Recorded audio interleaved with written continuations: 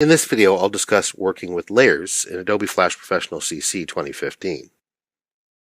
Now, the timeline allows you to create layers, and it's a bit of a tricky metaphor for people who have used layers in other applications like Illustrator or Photoshop, because the layers have a twofold purpose in Flash Professional.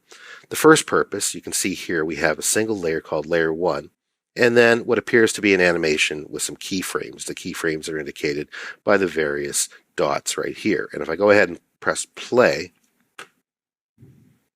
you can see what happens to the animation as it scrubs through the various frames. Now, the purpose of layers is to separate things, and that's kind of important because when you create layers, say in Photoshop, you have one thing on top of another, and the idea is similar in Flash Professional.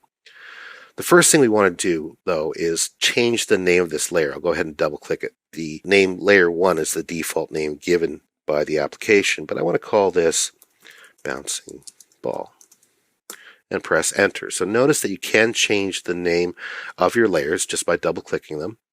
And you can also move the layer panel out or in. So just be aware of that. Sometimes if you've got very long names for layers, you may want to actually move that out.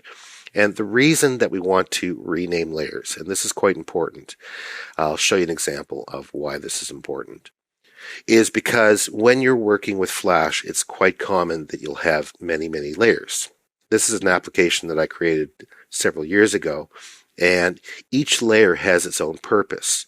On the very top, I have actions. Now, this contains all my action script. Let's go ahead and take a look. And this is the language that's used to create applications in Flash. So that layer contains my actions. This layer contains text frames. You can see here and here. As I clicked on the layer, the items became selected. We have a layer called Counter, which has frames for counters down here. We have one called Buttons for these buttons, one called Shapes for various shapes that just sort of act as props, and one for background. So I've created many, many layers, and so it's important to name them as you create them. Sort of plan out what you're going to use that layer for, because as you get into creating applications or movies in Flash, you're going to get a lot of layers. And if they're all called layer 1, 2, 3, 4, 5, and so on, you're going to have a very difficult time maintaining and working with your application. Now, you can create new layers. I'll go ahead and click down here to create a new layer. And there you go, layer 2. And I'm going to call this Box. Now, on the box layer, which I'm going to create